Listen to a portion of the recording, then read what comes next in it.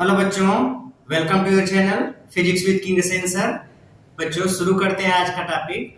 आज के इस टॉपिक में हम लोग पढ़ने वाले हैं फ्री बॉडी डायग्राम का दूसरा पार्ट। इसके पहले एफबीडी के पहले वाले पार्ट में हमने देखा था कि हॉरिजॉन्टल मोशन पिंडों का किस तरीके से होता है, अगर वो डोरी से जुड़े हों, अगर वो डोरी से ना जुड़े हों तो अलग अलग केसेस में।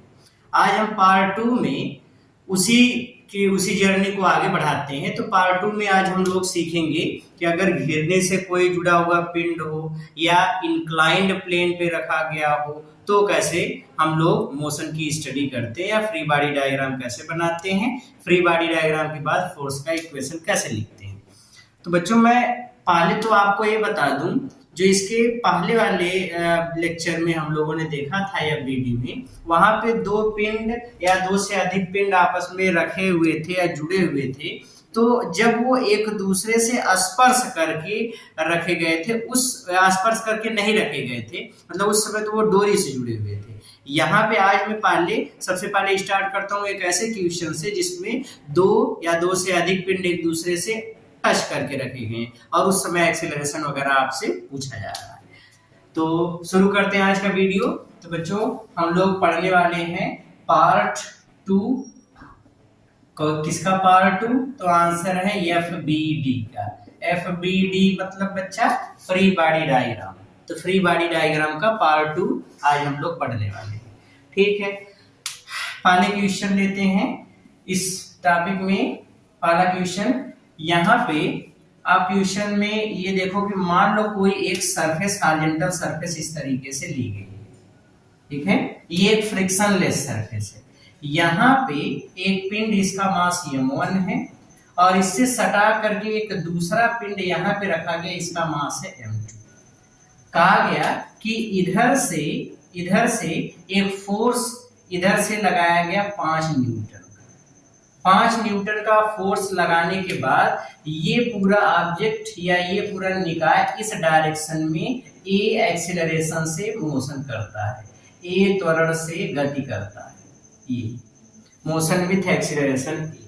आपको फाइंड करना है कि m1 ने m2 पे कितना फोर्स लगाया। m1 ने m2 पे कितना फोर्स लगाया, आपको फाइंड करना है कि m1 ने m2 पर कितना बल लगाया। ये आपको फाइंड करना है, कितना बल लगाया ये आपको फाइंड आउट करना है।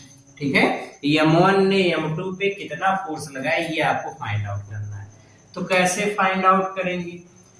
फाइंड आउट करने के लिए फ्री बॉडी डायग्राम, हमने पहले बताया फ्री बॉडी डायग्राम आपको समझना है। तो देखो बच्चों, अगर ये 5 न्यूटन वहां हम m1 पे लगा देंगे तो m1 वाला पिंड m2 को धकेलेगा। m2 वाले पिंड पर m1 आगे की तरफ एक फोर्स लगाएगा। तो इस फोर्स का नाम हम लिख देते हैं F। दूसरे वाले पे फोर्स लगा, पहले वाले ने लगाया, तो दूसरे पे फोर्स लगा, पहले वाले ने लगाया, F21। फोर्स का नॉमेनक्लेचर आप किसी भी तरीके से कर सकते हो, बस मीनिंग उसकी अपनी अपनी वे में होती है। जैसे मैं यहाँ पे इस फोर्स की मीनिंग इस तरीके से बता रहा हूँ कि दूसरे वाले पे फोर्स लगा और पहले वाले ने लगाया। तो जिस पे फोर्स लग रहा है उसको पहले लिखा, जिसने लगाया उसको बाद में लिखा। तो ये हो गया F21। क्या हो गया? F21।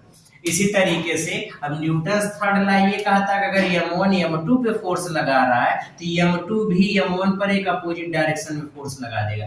मतलब ये इधर एक फोर्स लगा देगा। अब m1 पे फोर्स लग रहा है, दूसरे ने लगाया, तो F1 ये। अब बच्चों न्यूटन थर्ड लॉ हमको ये बताता है कि F12 की डायरेक्शन और F21 की डायरेक्शन दोनों अपोजिट होगी। F21 F12 दोनों अपोजिट होंगे, ये अपोजिट डायरेक्शन, ये इस तरीके से। But magnitude of F12 is equals magnitude of F21। दोनों के मैग्नीट्यूड आपस में कैसे होंगे? सेम। दोनों के मैग्नीट्यूड कैसे होंगे? सेम। न्यूटन थर्ड लॉ के अकॉर्डिंग एक पिंड दूसरे के पिंड पे जितना बल लगाता है दूसरा का उतना ही बल पहले वाले पिंड पे विपरीत दिशा में लगाता है, लेकिन दोनों के परिमाण समान होते हैं। मैग्नीट्यूड हुआ दोनों का सेम हो गया। तो F12 equals minus F21 vector form में मैग्नीट्यूड दोनों का समान है। तो मैग्नीट्यूड समान, डायरेक्शन दोनों की अपोजिट होती है। ओके, कहानी कुछ कुछ पकड़ में आ रही है। अब यहाँ पे देखो M1 वाले का भार नीचे की तरफ काम करेगा M1G, रिएक्शन फोर्स ऊपर लग गया R1। यहाँ पे देखो M2 वाले का भार नीचे काम करेगा M2G, रिएक्शन फोर्स ऊपर लग गया R2। अब इसका फ्री बॉडी डायग्राम हमको मिल गया है, तो एक एक पिंड का इक्वेशन लिखना, तो मैं दोनों पिंडों को अलग अलग कर लेता हूँ। पहले M1 वाले को अलग कर लेता हूँ। तो देखो M1 वाला पिंड यहाँ पे है, इस पे कितना फोर्स लग रहा है, एक ऊपर लग रहा है R1, एक नीचे लग रहा है M1G, ये हो गया। एक फोर्स इधर 5 न्यूटन का फोर्स इधर लगाया गया, तो 5 न्यूटन का फोर्स इधर लग रहा है। एक फोर्स अपोजिट लग रहा है, जो M2 ने M1 पे लगाया वो फोर्स इस डायरेक्शन में लग रहा है, F12 इधर लग रहा है। अब इस और ये पूरा जो बॉडी है ये ए त्वरण से गति कर रही है, ए त्वरण से गति, मोशन विथ एक्सीलरेशन। अब इसके लिए इक्वेशन बनाओगे, तो इसके लिए इक्वेशन बनाओगे, देखो इस पे और कोई फोर्स नहीं लग रहा, फ्रिक्शनलेस सरफेस है तो फ्रिक्शन की बात नहीं कर रहे हैं, फ्रिक्शन फोर्स 0 हो गया। अब यहाँ पे इक्वेशन लिखोगे तो ये ना तो ऊपर गति कर रहा है ना तो नीचे, तो R1 बराबर है M1G, वही घिसा पिटा इक्वेशन जो हम लोग हमेशा लिखते आते हैं बेवजह का। जब तक क्षैतिज या हॉरिजॉन्टल मोशन होगा तब तक ये बेवजह का कहलाएगा, एकदम फालतू सा, एकदम कौनो का कबाड़ा टाइप इक्वेशन ऐसे। लेकिन हम लोगों को काम वाला इक्वेशन भी लिखना पड़ेगा, तो इधर से इक्वेशन लिखते हैं। 5 न्यूटन इधर लग रहा है, F12 इधर है, दोनों की डायरेक्शन अपोजिट है। बड़ा फोर्स कौन सा होगा, जिधर मोशन हो रहा है, तो 5 न्यूटन बड़ा हो गया।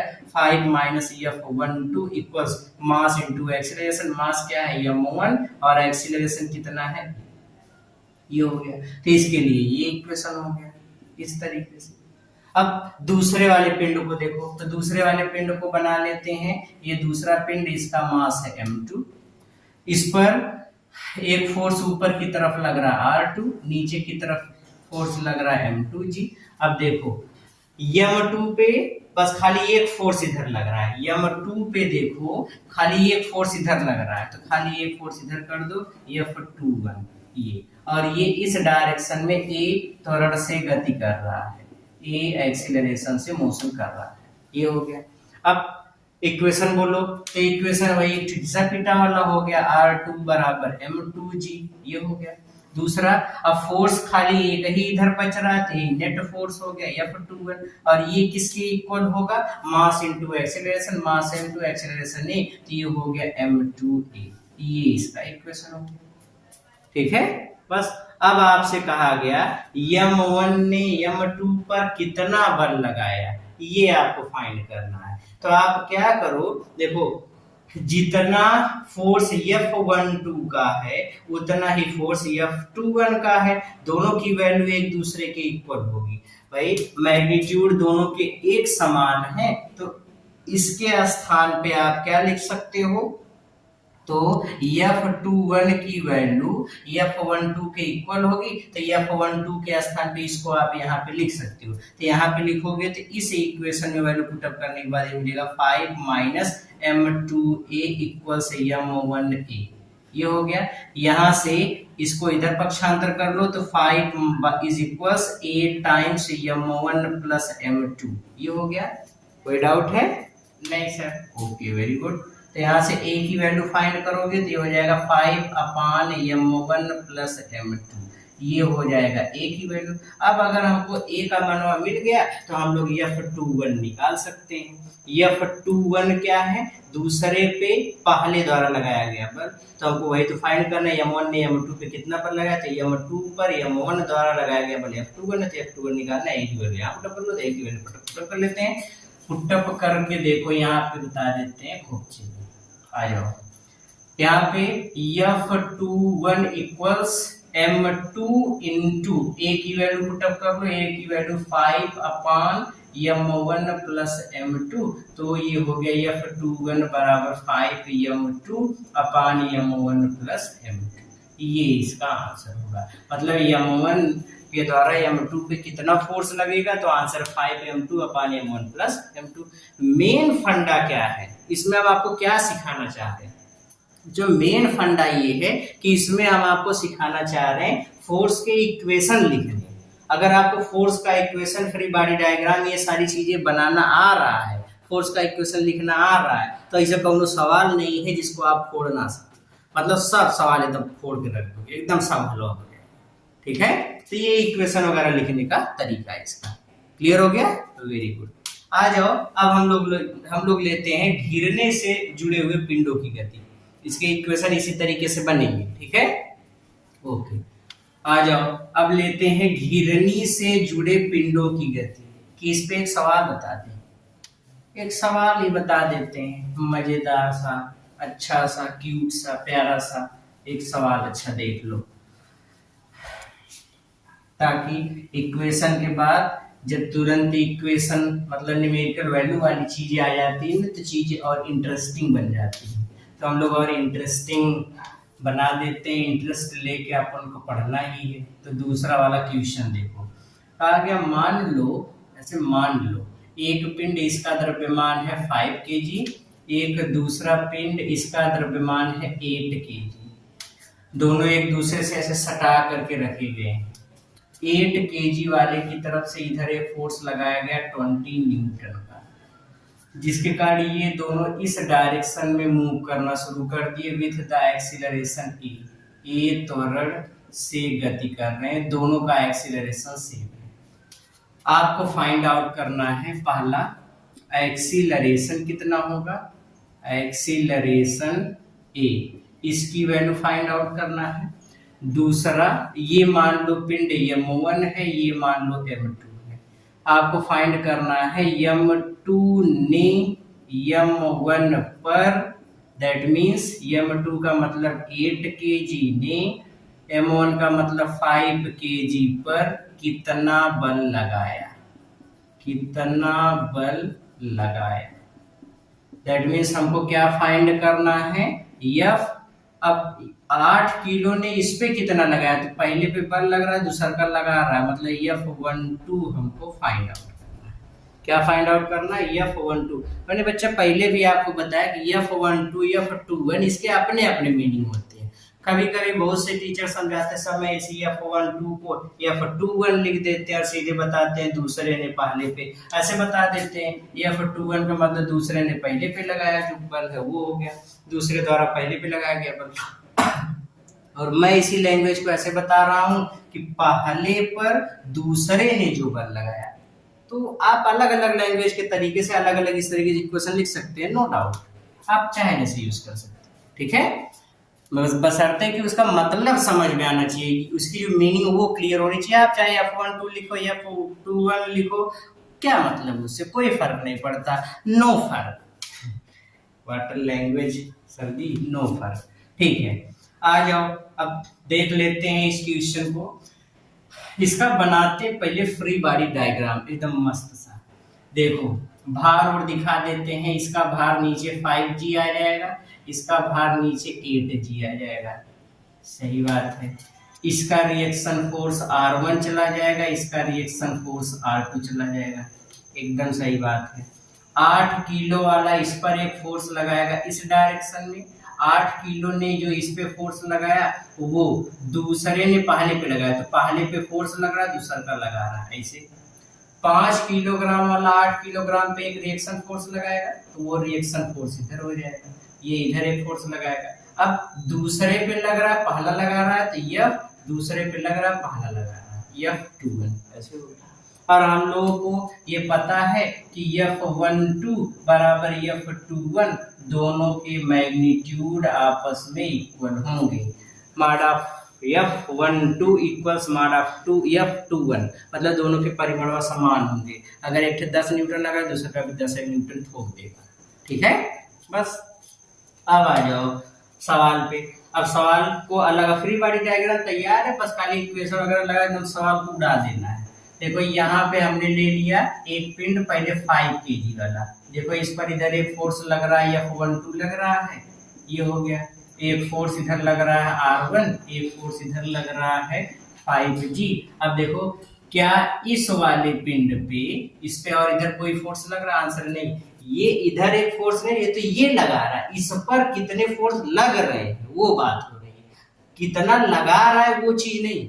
ये तो 5 kg 8 kg पे ये लगा रहा है, इस पर लग थोड़े रहा है। कौन कौन से फोर्स लग रहे हैं, R1 लग रहा है, 5G लग रहा है और F12 ये 3 फोर्स लग रहे हैं। ये तो ये लगा रहा है ना, उस पर लग नहीं रहा, तो जो फोर्स लग रहे हैं उसकी बात होती है। ओके, ये मोशन इधर कर रहा है विद द एक्सीलरेशन की इक्वेशन बना दो। तो देखो वही घिसा पीटा वाला इक्वेशन पहले लिख लेते हैं, ये हो गया। दूसरा का सॉलिड वाला इक्वेशन लिख लेते हैं। सॉलिड वाला इक्वेशन लिखोगे तो देखो ये दोनों एक दूसरे के इक्वल हो गया। अब इधर वाले फोर्स की बात करें, खाली एक का फोर्स लग रहा है, तो नेट फोर्स यही हो गया। तो नेट फोर्स लिखोगे तो F12 बराबर net force mass into acceleration 5 into ये हो गया नेट फोर्स का इक्वेशन। क्लियर हो गया? ओके, अब देखो दूसरे वाले की बात करते हैं। क्या गर्मी, हाय गर्मी, मस्त वाली गर्मी। चलो दूसरा वाला देख लेते हैं। यहाँ पे दूसरे वाले पिंड का मास कितना है 8 kg। इधर फोर्स लग गया R2, इधर फोर्स लग गया 8G। अब देखो एक फोर्स इधर से लग रहा है 20 न्यूटन, ये है। एक फोर्स इस पे ये इधर वाला लग रहा है जो कि M1 ने लगाया, 5 किलो वाले ने लगाया है, वो है F21। बस इधर एक फोर्स लग गया। अब अगर ये फोर्स इधर लग गया तो इसका इक्वेशन क्या होगा? इसका इक्वेशन अगर लिखोगे तो देखो एक फोर्स इधर है, एक फोर्स इधर है। अगर ये मोशन इधर कर रहा है तो 20 वाला बड़ा हुआ, तो 20 माइनस F21 बराबर net force mass into acceleration, mass into acceleration मतलब 8।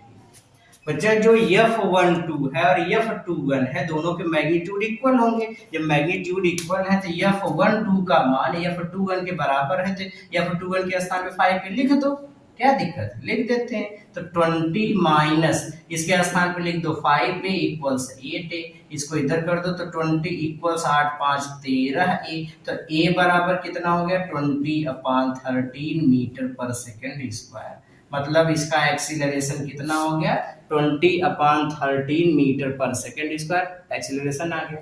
अब अगर एक्सीलरेशन मिल गया तो पहले का तो आंसर मिल गया, लेकिन दूसरे में 8 kg ने 5 kg पे कितना बल लगाया, तो 8 kg ने मतलब F12, तो F12 का इक्वेशन यहाँ पे दिया गया है।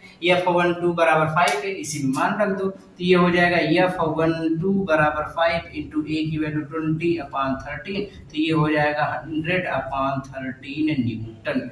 F12 इतना आ जाएगा F12 का, इसका मान F12 का मान। क्लियर हो गया? ओके, नोट करो, सवाल भी देख लिया। अब आते हैं घिरनी, जिसको हम लोग अंग्रेजी में पुल्ली बोलते हैं। तो motion related to pulleys, pulley या घिरनी से संबद्ध पिंडों की गति। अगर किसी घिरनी से कोई पिंड जुड़े हुए हैं तो उसका मोशन का इक्वेशन कैसे लिखेंगे और कैसे क्वेश्चंस वगैरह सॉल्व करेंगे। आ जाओ पहले हम लोग बात कर लेते हैं घिरनी, घिरनी जिसको पुल्ली बोलते हैं, घिरनी से जुड़े पिंडों की गति, पिंडों की गति। बच्चों हम लोग यहाँ पे 2 केस लेते हैं। पहले वाले केस में, केस फर्स्ट में हम वो चीज लेते हैं जब M1 is greater than M2। क्या हो? M1 is greater than M2। मान लो कि यहाँ पे कोई एक दृढ़ आधार है और यहाँ पे हमने एक कोई घिरनी ले लिया, कोई एक पुल्ली ले लिया ये, और यहाँ पे एक कोई हमने ऐसे डोरी या धागा या रस्सी जो भी है ये हमने यहाँ पे लगा दिया और इस पर 2 पिंड लटका दिए। कहा गया कि M1 जो है वो बहुत भारी है और M2 जो है वो M1 की तुलना में हल्का है। तो जाहिर सी चीज है, अगर ये भारी है तो ये नीचे खींच लेगा, तो ये सन्न से ऊपर उठेगा, मतलब ये ऊपर की तरफ मूव करेगा, ये नीचे की तरफ मूव करेगा। लेकिन दोनों के एक्सीलरेशन सेम है। सपोज ए एक्सीलरेशन डेवलप होता है, देखो ये वाले पिंड का भार नीचे काम करेगा M1G, भार नीचे मतलब फोर्स इधर लग रहा है तो डोरी में तनाव अप्लाइड फोर्स के अपोजिट लगता है, तो T टेंशन फोर्स ऊपर डेवलप होगा। इसी तरीके से इसका भार नीचे की तरफ काम करेगा M2G, तो टेंशन फोर्स, जब फोर्स नीचे लग रहा है तो टेंशन फोर्स किधर लगेगा? ऊपर की तरफ। ये हो गया। अब देखो दोनों फोर्स की डायरेक्शन ऊपर की तरफ है, इस टी की डायरेक्शन ऊपर की तरफ है, तो जिस डोरिया से इस घिरनिया को लटकाया गया है ये दोनों फोर्स इस पर अप्लाइड फोर्स है। अगर ये अप्लाइड फोर्स है तो तनाव बल इसमें इस नीचे की तरफ आ जाएगा, ये टेंशन फोर्स टोटल डेवलप होगा। और tension force T plus T total 2T ऊपर लग रहा है तो नीचे भी कितना डेवलप होगा 2T, और इसी 2T को R से दिखाते हैं। और R को हम लोग बोलते हैं बच्चा, R को बोलते हैं घिरनी पर दबाव। क्या बोलते हैं? घिरनी पर दबाव। इसको घिरनी पे दबाव बोलते हैं, दबाव नहीं, दबाव, घिरनी पर दबाव। इसको घिरनी पे दबाव बोलते हैं, कितना प्रेशर घिरनी पे पड़ रहा है। अलग अलग चीजें कैलकुलेट करने के लिए बस पहले इक्वेशन बनाना सीख लें, एक्सेलरेशन, टेंशन, ये सारी चीजें तो हम लोग यूं कैलकुलेट कर लेंगे। अगर इक्वेशन बनाना जान गए तो वो एक्सेलरेशन और टेंशन तो यूं बोल रहे, यूं कैलकुलेट करेंगे। कैसे? देखो, अलग अलग पिंडों के लिए फ्री बॉडी डायग्राम इसका बन चुका है। अब इससे ज्यादा फोर्स आप अभी नहीं सोच पाओगे जो कि हम लोगों को दिखें, ऐसा फोर्स इससे ज्यादा अभी नहीं सोच पाएंगे। तो यहाँ पे इक्वेशन लिखना है तो इक्वेशन बोलो। पहले वाले पिंड के लिए देखो, m1 के लिए मोशन किधर हो रहा है? नीचे की तरफ। जब मोशन नीचे की तरफ हो रहा है तो ये वाला फोर्स बड़ा है, ये वाला फोर्स छोटा है, तो नेट फोर्स का इक्वेशन बड़े वाले में से छोटे वाले को घटा तो net force mass into acceleration, तो m1 इनटू a वाला इक्वेशन। दूसरे वाले पे देखो, ये ऊपर जा रहा है तो ये फोर्स बड़ा, ये वाला फोर्स छोटा, तो बड़े वाले में से छोटे को घटा तो m2g net force mass into acceleration m2 into a, equation second कर दो। अब आपको मान लो टेंशन फोर्स पूछ लिया, इसी केस में या जिसमें हम लोग जितने केस पढ़ेंगे उस सबके लिए कॉमन क्वेश्चन सुन लो। आपको फाइंड एक्सीलरेशन फाइंड करना है। एक्सीलरेशन की a की वैल्यू कितनी होगी, और दूसरा टेंशन मतलब तनाव बल t की वैल्यू क्या होगी। ये दो फोर्स आपको फाइंड करना है। कौन कौन सा? एक एक्सीलरेशन फाइंड करना है और दूसरा टेंशन फोर्स फाइंड करना है, कितना कितना लगेगा। ये कॉमन क्वेश्चन है घिरनी में, अभी तक हम जितना केस डिस्कस करने वाले हैं, ठीक है। तो यहाँ पे पहले क्या करो, इन दोनों समीकरणों को जोड़ दो, तो t से t वैसे वो मर गया, इधर मिल गया कितना m1g minus m2g equals m1 plus m2, और कॉमन क्या है a। यहाँ पे g कॉमन मिल रहा है तो मिलेगा m1 माइनस m2 बराबर m1 plus m2 multiplied by a निकाल लो, इसका भाग कर लो, तो g m1 माइनस m2 अपान m1 प्लस m2 इक्वल्स ये एक्सीलरेशन आ गया इतना। तो एक्सीलरेशन तो बड़ा सिंपल है, एक्सीलरेशन ऐसे फाइंड आउट कर लेंगे। अच्छा, एक्सीलरेशन मिल गया तो हमको टेंशन फोर्स निकालना है, तो यही a की वैल्यू चाहे इक्वेशन फर्स्ट में रख दो चाहे इक्वेशन सेकंड में रख दो। हम लोग सेकंड में रख लेते हैं। सेकंड में t माइनस m2g बराबर m2, a की वैल्यू किसके बराबर है, तो a की वैल्यू लिख दो, m2 इंटू a की वैल्यू किसके बराबर है g, फिर ब्रैकेट में m1 minus m2 divide by m1 plus m2, ये हो गया। अच्छा, इसका अंदर कर लो मल्टीप्लाई, तो t माइनस m2g बराबर, इसका अंदर मल्टीप्लाई करोगे तो कितना हो जाएगा, ये हो जाएगा m1 m2g माइनस, इसका यहाँ पे मल्टीप्लाई करोगे तो m2 square into g divide by m1 plus m2। m2g को इधर ले आओ तो t बराबर m1 m2g minus m2 square g अपान m1 प्लस m2 फिर प्लस m2g, ये हो गया, ठीक है। ओके, अब सरल कर लो, सरल करना तो आ ही रहा होगा। इसके आगे हम लोग कैलकुलेट करते हैं t इक्वल्स इसका एलसीएम ले लो, इसका एलसीएम m1 प्लस m2, ये होगा, हाँ यही होगा। इसका यहाँ पे मल्टीप्लाई किया m1 m2g minus m2 square जी, इसका यहाँ पे करोगे तो पहले देखो इसका m1 में करोगे तो मिलेगा m1 m2g, इतना हो गया, फिर प्लस m2 का m करोगे गुणा तो ये हो जाएगा प्लस m2 स्क्वायर जी, तो यहाँ minus m2 square plus m2 square g एक दूसरे को खा गए, मर गए। देखो यहाँ पे दोनों को जोड़ दो तो t इक्वल्स आ जाएगा 2m1 m2g अपान m1 प्लस m2, इतना टेंशन फोर्स डेवलप होगा। क्या डेवलप होगा? Tension force. अब अगर टी मिल गया, ए मिल गया, आर पूछ लिया गया तो 2 से गुणा कर दोगे।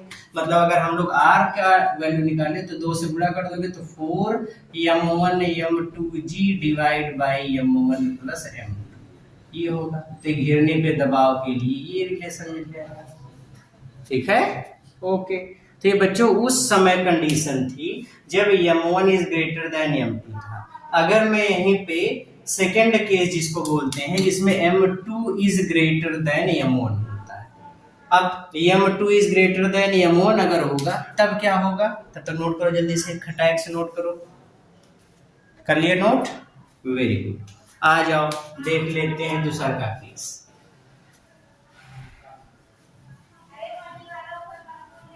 दूसरे वाले केस में अब करना क्या है, हमको दूसरे वाले केस में ये बता दिया गया है। क्या बता दिया गया है बच्चा? बता ये दिया गया है कि इस बार m1 छोटा है और m2 बड़ा है। तो केस सेकंड ले लेते हैं, खाली इक्वेशन बनाएंगे इसमें। ठीक है, हम लोग खाली इक्वेशन बनाएंगे, फिर उसके बाद एक क्वेश्चन ले लेंगे, खटाक से वाली टॉपिक क्लियर हो जाएगी। फिर इसके बाद वाली टॉपिक में या नेक्स्ट वीडियो में, आज के वीडियो में बस खाली इतना ही गिरनी और वो पढ़ना है। फिर इसके बाद वाले लेक्चर में हम लोग पढ़ेंगे, क्या पढ़ेंगे? Motion in inclined plane. Inclined plane की बात करेंगे। अच्छे अच्छे चीजें वहां पे हम लोगों को सीखने के लिए मिलेंगी। चलो आ जाओ देखते हैं केस सेकंड। तो लेते हैं केस सेकंड, दूसरा केस। केस सेकंड में यहां पे आपसे कहा दिया गया कि m1 m2 से छोटा है, ऐसा है। तो आपको एक्सीलरेशन फाइंड करना है और t फाइंड करना है।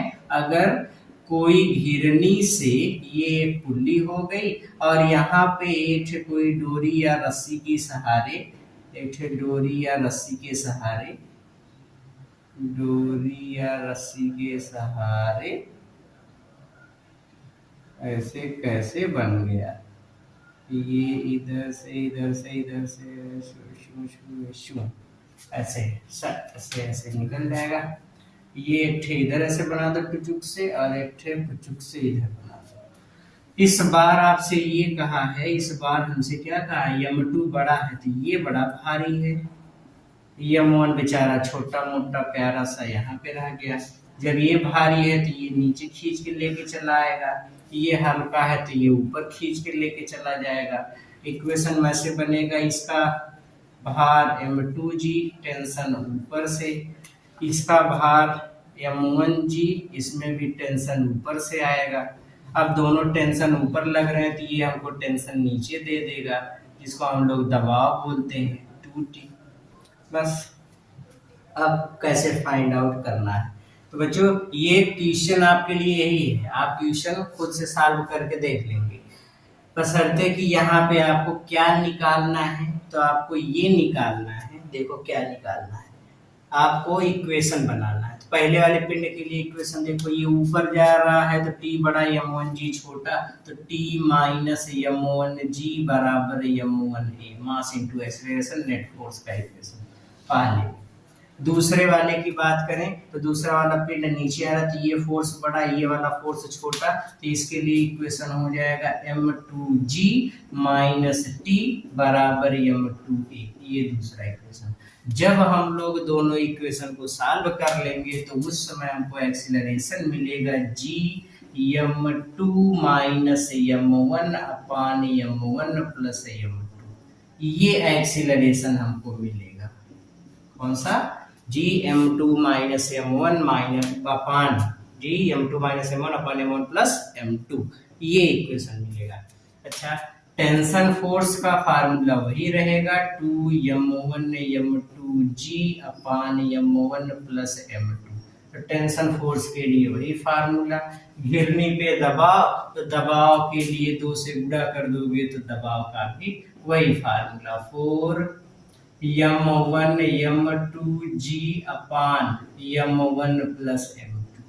तो ये घिरने पे दबाव भी सेम होगा, एक्सीलरेशन भी सेम होगा और तनाव भी सेम होगा। और इक्वेशन खाली लिख ले जाओ कैसे सॉल्व किया गया। दोनों इक्वेशन को सॉल्व कर दो, जोड़ दो, टी से टी मिल जाएगा, ए मिल जाएगा, ए की वैल्यू किसी एक इक्वेशन में तो टी की वैल्यू मिल जाएगी, टी की वैल्यू मिल गई तो आर की वैल्यू मिल जाएगी। सेम कैलकुलेशन करना है जैसे कि कैलकुलेशन हमने इसके पहले वाले में किया था। तो कैलकुलेशन जैसे इसके पहले वाले में किया गया था एकदम सेम ऐसे कैलकुलेशन आपको करना है। ठीक है, ओके। एक छोटा सा छोटू मोटू सा क्यूट सा क्वेश्चन इस पे देख लेते हैं ताकि ये पूरी टॉपिक हमको क्लियर हो जाए। फिर इसके बाद हम लोग नेक्स्ट वाले वीडियो में पढ़ेंगे मोशन ऑन इंक्लाइंड प्लेन, किसी झुके हुए तल पे पिंडों की गति और उस समय फ्री बॉडी डायग्राम वगैरह कैसे बनाएंगे। तो पहले सवाल देख लेते हैं बच्चों। क्वेश्चन कुछ इस तरीके से कहा गया है कि एक किसी दृढ़ आधार से एक किसी घिरनी से जोड़ करके दो पिंड लटकाए गए हैं। ये बड़ा गंदा चित्र बनता है। दरअसल हम संस्कृत के स्टूडेंट थे ने, कलाकार तो थे नहीं, तो हमारी जिंदगी में कला आई ही नहीं। तो जब कला आई ही नहीं तो संस्कृत चली आई, संस्कृत चली आई तो अहम गच्छामि हो गए। चलो यहाँ पे लाइन सीधी सीधी नहीं बन पा रही है, भगवान शिव शिव शिव शिव। चलो यहाँ पे अब दो पिंड ले लिया गया है। पहले में एक पिंड इसका द्रव्यमान दिया गया है 5 kg, यहाँ पे एक पिंड इसका द्रव्यमान दिया गया है 3 kg। ये नीचे ये ऐसे दोनों पिंड लटकाए गए हैं। आपसे ये पूछ लिया गया कि घिरनी में दबाव की गणना कीजिए। चित्र से घिरनी पर दबाव R की गणना कीजिए। ये आपसे पूछा गया है कि घिरनी पर दबाव कितना होगा। तो बच्चा आपको पता है फ्री बॉडी डायग्राम इसका बना लो। फ्री बॉडी डायग्राम बना लोगे तो क्या बनेगा, देखो इसका भार नीचे का आपका काम करेगा 5G, इसका नीचे की तरफ काम करेगा 3G। दोनों में टेंशन फोर्स ऊपर T, तो यहाँ पे घिरनी में दबाव नीचे R बराबर 2T। यहाँ तक की कहानी तो एकदम हलवा है। अच्छा ये भारी है तो ये नीचे लटक के आएंगे, गति करेंगे, ये ऊपर की तरफ उठ के भी जाएंगे, मौज करते हुए गति करेंगे। अच्छा ये भी चीज एकदम हलवा हो गई। तो आजकल आप लोग एकदम हलवा हलवा वाले सवाल खाली सॉल्व करते हैं। ठीक है, ओके। तो अब क्वेश्चन कैसे सॉल्व करेंगे आगे उस चीज को देखिए। अब यहाँ पे सॉल्व करोगे तो सॉल्व करते समय पहले बच्चों इक्वेशन बना लेते हैं। पहले इक्वेशन इसका बना लें। पहले वाले पिंड का इक्वेशन बनाओगे तो नीचे वाला फोर्स बड़ा है तो ये हो गया 5G, ऊपर वाला माइनस कर दो T बराबर कितना हो जाएगा मास इंटू एक्सेलरेशन 5 पे इक्वेशन फर्स्ट। दूसरे वाले में लिखोगे तो ये ऊपर जा रहा है तो T माइनस 3G बराबर 3A इक्वेशन सेकेंड। हम क्या कर देते हैं दोनों को जोड़ देते हैं तो ये इससे मर गया, घट जाएगा, ये हो जाएगा 2G बराबर 8A, 2 और ये 4 तो ये हो जाएगा A इक्वल्स G/4। ये हमको A की वैल्यू मिल गई। A की वैल्यू इक्वेशन सेकंड में रख दो। इक्वेशन सेकंड में रखोगे तो T बराबर T minus 3G equals 3A है तो 3 और A की वैल्यू G/4 कर दो।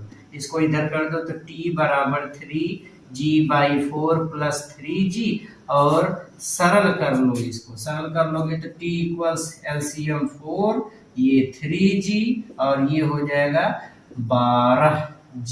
तो 12 4 15G/4 ये हो गया T। अब T की वैल्यू मिल गई तो घिरनी में दबाव निकाल लो। तो घिरनी में दबाव यहाँ खुपची में निकाल लेते हैं। R इक्वल्स 2 इंटू T होता है, T की वैल्यू 15G/4 हो गया। तो R की वैल्यू 30 गुणे 15, G की वैल्यू 10। बच्चों क्वेश्चन में G की वैल्यू 10 मीटर पर सेकेंड स्क्वायर ले लेते हैं।